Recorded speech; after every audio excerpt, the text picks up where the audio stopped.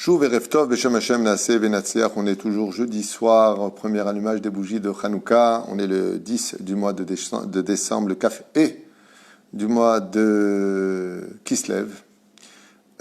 Shiur acheté Ezrat Hashem pour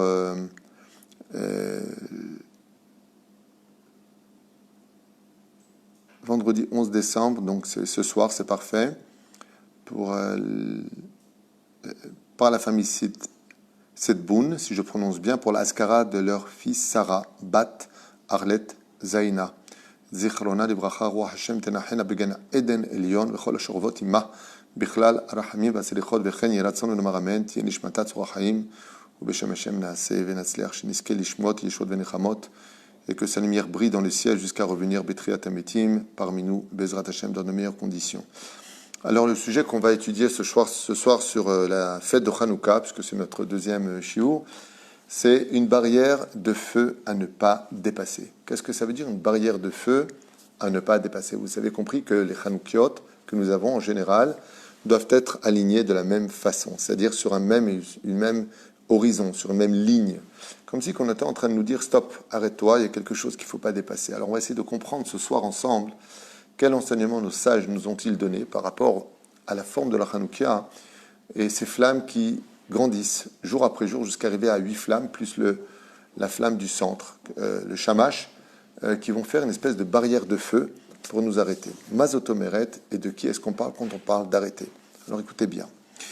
D'abord et avant tout, vous savez qu'on a des chants sur la fête de Hanouka qui sont très importants, dont le plus connu de tous s'appelle Ma'oz Tzur Yeshuati. Ma'oz Tzur, quelle est la force de ce rocher qui nous a sauvés. Comme ça, on commence ce verset-là. Mais, bizarrement, dans ce verset, on dit comme ça, à propos des Yevanim, à propos des Grecs, une phrase qui demande réflexion. Yevanim inik betsu alay. Donc, les Grecs se sont réunis sur nous, ils nous ont sauté dessus, ils nous ont agressés. Ok. Azay bimei Hashmonaïm. Donc, pendant cette période des Hashmonaïm, c'était la période des Hashmonaïm, il y avait l'époque des Tanaïm, Zamoraïm, Savoraïm, Gaonim, puis il y avait l'époque des Hashmonaïm, où partout Chomot Migdali. Et ils ont brisé une frontière, ils ont brisé exactement une muraille, ils ont dépassé cette muraille, notre muraille à nous, Migdali. Mon Migdal à moi, c'est-à-dire pas Migdal, Migdal c'est une tour. Comme si on parle de quelque chose de précis qu'on va expliquer maintenant. Betim ou kol hashemanim, et ils ont rendu impures toutes les fioles d'huile, ou minotar, kankanim, et de ce qui restait à l'intérieur de ces cruches, de cette cruche que nous avions, nasanes, la shoshanim, c'est fait un miracle au sein de la rose, on parle de la Shekhina du monde d'en haut, Benebina, les enfants de la distinction de l'intelligence, et Meshemona, pendant les 8 jours, Kavrou, Shir, Urnanim, ont été fixés des 8 jours de chant, le Hallel, et d'allégresse au sein du peuple d'Israël. Alors, ce qu'il y a de très curieux, c'est que, bizarrement, dans ce chant tellement connu de Ma'oz Tzur Yeshuati, très bien, Kinematov ou Manaïm, eh bien, nos sages nous disent, c'est quand même bizarre, que ce chant qui est si merkazi, si centré par rapport à la fête de Hanouka, ne nous parle pas grandement des miracles de Hanouka, qui étaient loin d'être simplement l'histoire de Grecs qui auraient dépassé une limite, une frontière, une espèce de tour, et puis en même temps qui se seraient jetés sur nous. C'est ça ce qui s'est passé. Ils ont essayé de rendre impures toutes les huiles, et on a trouvé juste un cancan, c'est que ça, et qu'est-ce qu'on fait de tous les dégâts? Comme on l'a marqué ici, pourquoi quand on parle des dégâts occasionnés par les Grecs si nombreux dans ce champ, ils sont tellement minimisés? Cette terrible période, en disant brièvement qu'ils pénétrèrent par la muraille, par cette tour, cette petite tour, et rendirent les huiles impures, et avec le reste de la fiole, le miracle s'accomplit durant 8 jours. Voilà ce qu'on dit plus ou moins dans le chant. Alors qu'en réalité, on parle d'une assimilation comme rarement connue dans l'histoire du peuple d'Israël. Sur ces années, sur ces 4 galouillottes, on peut dire que la Grèce a été la plus dure de toutes, car elle s'est passée en plus en Eretz Israël. Donc on ne parle pas ici d'assimilation, on ne parle pas des meurtres qui ont été commis par les Grecs qui fut si nombreux. On ne parle pas de notre judaïsme qui fut mamash mis dans un danger comme rarement dans l'histoire on l'eût connu. On parle du judaïsme spirituel.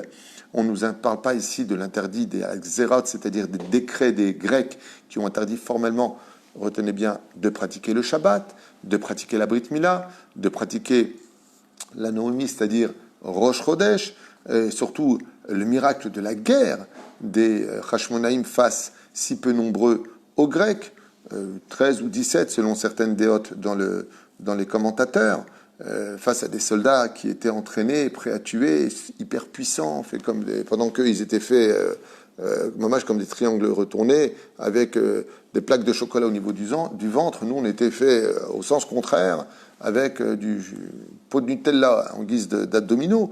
On était vieux, en service divin, on n'était pas entraînés à se battre. Et pourtant, on leur a mis une sacrée tannée, jusqu'au point de les avoir déstabilisés de leur trône, de leur impérialisme mondial. Donc, comment se fait-il que dans ce champ si important, eh bien, on n'en parle pas? On parle juste d'une muraille, et cette muraille, d'ailleurs, demande réflexion. De quelle muraille on parle, de quelle tour on parle?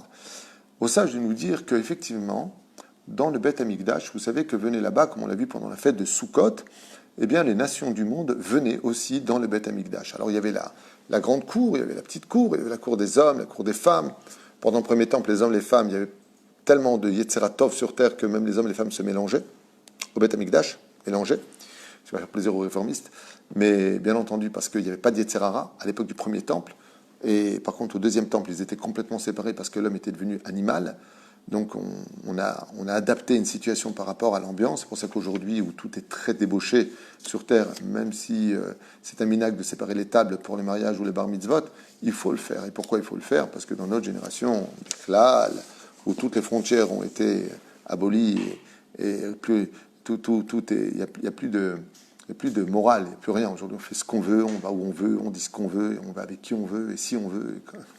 Donc, vous voyez qu'on doit prendre toutes les mesures de précaution. On dit ici de quelle muraille est-ce qu'on parle, ou plutôt à quelle muraille ou quelle espèce de migdal, petite tour, ferait allusion le chant de Hanouka. Eh bien, les sages nous disent que cette muraille faisait à peu près 80 cm. C'était un petit muret. Alors on a une marloquette, savoir comment il était fait. Mais à ce qui paraît, ce petit muret était extrêmement beau. Il ne dépassait pas les 80 cm. Et il avait une indication, ici s'arrête l'égoïme. C'est-à-dire que c'était une barrière qui interdisait aux non-juifs, qui avaient le droit de rentrer jusqu'à un certain lieu dans l'enceinte du Beth Amikdash, du temple, mais il y a une frontière qui ne pouvait pas pénétrer. On a vu cet exercice plusieurs fois dans la Torah. Par exemple, quand Dieu a donné la Torah au Har Sinaï, dans la paracha de Yitro, il prévient Moshe de prévenir les hommes de se séparer de leurs femmes durant 3 jours, et pire encore, qu'il sera interdit à tout juif d'approcher la montagne, sous peine de mourir. C'est-à-dire que la Torah, des fois, bizarrement, nous maintient en retrait. Elle nous met, regarde, reste là-bas, fais attention, ne viens pas. Ce qui fait que une femme qui serait dans cette période ne pourrait pas rentrer dans certains domaines parce qu'elle est impure. En tout cas, à l'époque du temple, c'était comme ça. Mais l'égoïme, quand il venait, étant donné qu'il n'avait que le niveau de Nefesh, il ne pouvait pas aller là où il voulait dans le Beth Amikdash. Et il y avait un muret, donc de 80 cm, qui ressemblait à une espèce de tour comme ça, sur lequel il était indiqué « jusque-là peuvent aller les goïms », c'est-à-dire les non-juifs de Sarakol. Pourquoi? Pas parce qu'ils valent moins que nous, pas parce qu'on veut mieux qu'eux, tout simplement parce que l'âme dans la Torah que Dieu leur a donnée ne leur permet pas d'aller plus loin. Je vous donne un petit exemple concret pour bien comprendre. On a vu avec 4 juifs, il n'y a pas de non-juifs, 4 juifs. Elisha ben Abouya, Ben Zoma, Ben Azaï et Rabbi Akiva. On a eu 4. Ok? Ils ont quitté leur corps pour monter dans le monde d'en haut. Et ils ont dépassé des frontières pour la plupart d'entre eux. Elisha ben Abouya est devenu fou, dans le sens où il a quitté la Torah en revenant, parce qu'il est rentré dans un monde où il n'aurait pas dû pénétrer. Ben Zoma, lui, il est devenu complètement fou parce qu'il a pénétré des frontières de la compréhension où il n'était pas prêt, ce qui fait qu'il en a perdu la tête. Ben Azaï est parti tellement loin et a poussé toutes les frontières qu'il en est mort. Et Rabbi Akiva, la Gemara nous dit, lui, il est rentré dans la paix, et il est ressorti dans la paix. Pourquoi? parce qu'il a su s'arrêter là où il fallait. Quand on dit des fois à une personne, il y a des limites, il ne faut pas les dépasser. Ce n'est pas parce qu'il y a une bras de fer qui est en train de se jouer. Ce n'est pas parce qu'on veut dire qu'à l'autre qu'on est moins capable ou plus capable. C'est qu'il est très important de connaître nos limites pour ne pas mourir. Comme le Kohen qui rentrerait dans le Saint des Saints, ou des tzadikim, comme Nadav et Avihu, qui ont pénétré le Saint des Saints alors qu'ils n'y étaient pas conviés. Et pourtant, c'était des Juifs et de grands tzadikim, dont l'âme était encore plus grande que celle de Moshe et de Aaron. Mais comme ils n'avaient pas le droit d'y rentrer, alors ils sont morts. Et dans le Beth Amikdash, il y avait une frontière, tout comme le Kohen, par exemple, qui rentre dans un cimetière, il ne peut pas aller au-delà du chemin qui lui est tracé pour ne pas se rendre impur. De la même façon, quand les Grecs ont découvert au sein du Beth Amikdash, comme le rapporte Flavius Joseph dans ses écrits, ils ont été retournés. Mais pour qui vous prenez, les Juifs? Qu'est-ce que c'est que cette espèce de barrière que vous nous avez mis devant nous? Ça veut dire quoi? Vous avez le droit de rentrer derrière, et nous, les Grecs, on ne peut pas rentrer. Mais vous ne savez pas que pour nous, un Juif qui a réussi sa vie, ça s'appelle un Grec. Ça veut dire qu'il n'y a pas au-dessus du Grec. Il n'y a pas au-dessus de nous. Il n'y a pas au-dessus de notre philosophie. Il n'y a pas au-dessus de notre invention. On est les leaders du monde. Mais en nous limitant, nous, à ne pas pénétrer au-delà de cela, vous montrez malgré tout une espèce de supériorité qui nous déroute. Et c'est pour cela que les Grecs vont retirer toutes les frontières par lesquelles le peuple d'Israël se distinguait des nations du monde. Asher bahar banu mikol ha'amim venatan lanu et torato. Ce peuple que vous êtes, vous les Juifs, ont dit les Grecs, n'est rien d'autre qu'une Torah d'un grand philosophe, d'un homme remarquable, un grand professeur qui s'appelait, je crois, Moïse, Moshe Rabbeinu. Il avait créé des règles de vie, c'est un grand écrivain, il a créé la Torah, il a écrit la Torah, puis vous la donnez, c'est tout. On a eu Aristote, Platon, Socrate et les autres. Mais Moshe Rabbeinu n'avait rien de spirituel, et votre Torah n'a rien de divin. C'est ce qu'ont essayé les Grecs par tous les moyens d'inculquer aux enfants d'Israël. Votre Torah n'est rien d'autre qu'une mathématique de vie. Vous êtes une espèce de religion, comme les autres, rien de plus. Il n'y a pas de Asher Bahar Banu Mikol Ami Benatan Lanu et Torato. Dieu ne vous a rien donné à vous. Dieu, il vous a donné à vous par le biais d'un homme, tout comme il a inspiré les dieux de l'Olympe ou les dieux de Zeus, je ne sais pas comment ils s'appellent chez eux, on s'en fiche, Jupiter chez les Romains, Zeus chez les Grecs. Eh bien, voilà leur philosophie, mais il n'y a rien de plus. Alors ils vont nous briser nos barrières à nous-mêmes. Shabbat est une barrière qui différencie les Juifs des nations du monde. Les Grecs nous ont interdit de faire Shabbat. La Nida est une règle de vie sur laquelle le Juif n'a pas le droit d'entraver.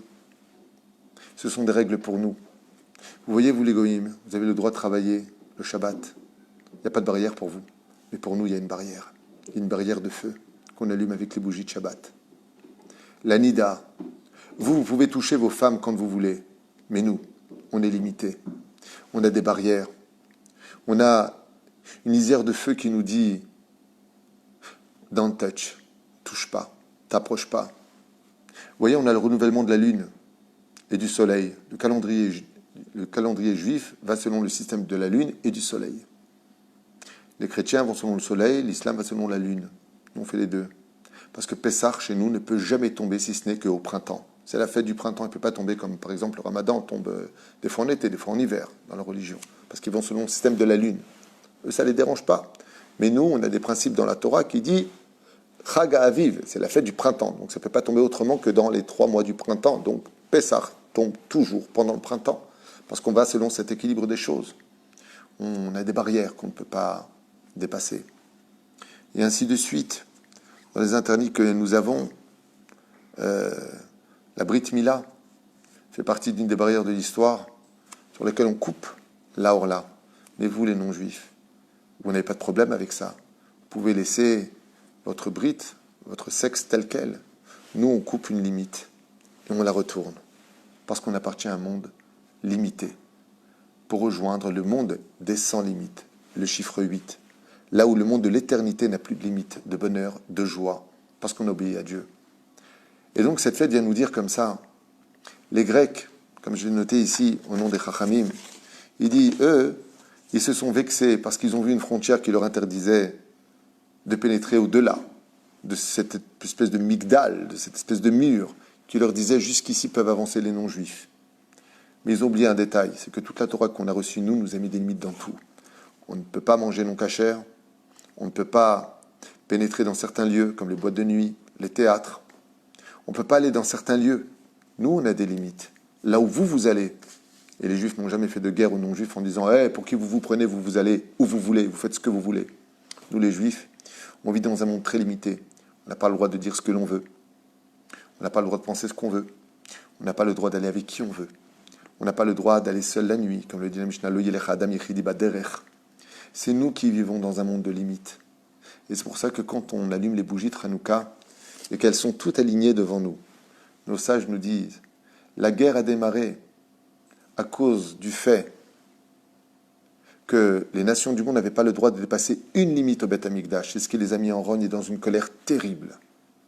Et ils nous ont interdit nos frontières en disant, nous maintenant on peut pénétrer à l'intérieur, et on a vu ce qui s'est passé. À partir du moment où Betsu, allez-nous, alay, comme c'est marqué là-bas, ou partsu et achoma, et ils ont poussé cette limite, ils ont cassé ce mur, ils ont pénétré à l'intérieur. Qu'est-ce qui s'est passé? Ils ont tout rendu impur. Et ça, c'est le message de Hanouka. Si nous, les Juifs, on n'est pas conscients qu'on appartient à un monde limité sur Terre pour vivre un monde illimité de l'autre côté, qui appartient au chiffre 8 des 8 bougies de Hanouka, alors il est évident que les Grecs risquent de gagner une guerre à travers toutes les générations. Et si nous, les Juifs, quand on allume les bougies de Hanouka, on se rappelle des limites, n'oublie pas d'être Shomer Shabbat, n'oublie pas d'être Shomer Nida, n'oublie pas d'être Shomer Kashrut, n'oublie pas que tu as un pays avec ses frontières, n'oublie pas que tu as un peuple, n'oublie pas de qui tu viens, n'oublie pas où tu vas. Alors ainsi donc, Baruch Hashem, le peuple d'Israël a été sorti justement des Metzarim, d'Égypte. C'est pour ça que d'ailleurs, pendant le chant de Hanouka, bizarrement on rappelle quand on était avec Pharaon. Et puis on rappelle en même temps l'histoire de Purim dans le chant de Hanouka. Maostori Yeshuati, regardez bien les mots qui sont marqués là-bas. Pourquoi? Parce que les Grecs ont voulu faire croire que toute l'histoire d'Israël, c'était un peuple qui avait le droit de casser toutes ses limites, de dire je fais ce que je veux, et de pratiquer la philosophie qu'il avait envie de vivre. Si j'ai envie de toucher, je touche, je fais ce que je veux, personne n'a rien à me dire. Alors on lui rallume des bougies, et on lui montre le chemin, qu'en réalité, tout le téléguidage de notre Torah, ça t'as le droit, ça t'as pas le droit, ce que tu dois faire, de ce que tu ne dois pas faire, n'est rien d'autre que pour nous éclairer le chemin à l'image d'un avion qui doit atterrir sur une piste d'atterrissage. Et c'est vrai qu'il a des champs à droite et à gauche. Il pourrait atterrir où il veut. Le seul problème, c'est l'accident qu'il va provoquer. Alors on lui éclaire juste un passage. Ça s'appelle la piste d'atterrissage. Et on veut dire au pilote, si tu veux amener toute ta famille qui est dans ton avion dont tu as la responsabilité, alors par sagesse et par humilité, tu ferais mieux d'atterrir là où il y a des lumières. C'est ça le message de Hanouka. C'est une barrière qui nous éclaire le chemin des limites à ne pas dépasser. Car ce qu'ont voulu faire les Grecs, c'est nous débarrasser de toutes ces limites. Plus de Shabbat, plus de Nida, plus de Rosh Chodesh, tu fais ce que tu veux. Sois un homme libre, libre avec ton Yetzerara. Parce que les Juifs, vous n'êtes pas plus que nous, ont crié les Grecs à chaque oreille qui a voulu l'entendre. Et les Maccabim ne l'ont pas entendu comme cela. Ils ont dit Mika Mocha Ba'elim Hashem. C'est les initiales du mot Maccabi. Qui est comme toi dans le ciel, Hashem? Mika Mocha Ba'elim Hashem. Qui est comme toi parmi tous les dieux, Hashem? Toi, tu nous téléguides. C'est comme un père qui dit à son fils, mon fils ne va pas là-bas. Pas parce que je veux te limiter, parce que là-bas, tu risques de te perdre dans l'assimilation et l'obscurité des nations. La reine Bezrat Hashem, chaque juif, quand il observe ces bougies qui grandiront, chaque jour et chaque jour et chaque jour et chaque jour, comme devant ses yeux, devront lui rappeler que le peuple d'Israël ne peut devenir libre que quand il respecte les limites que Dieu lui a imposées. Et non pas comme la philosophie des Grecs a bien voulu le faire entendre. Faites ce que vous voulez, comme vous voulez, où vous voulez, vous n'avez rien à entendre. Faites comme nous, inventez des dieux pour garder une bonne conscience et vivre dans l'ignorance de l'obscurité.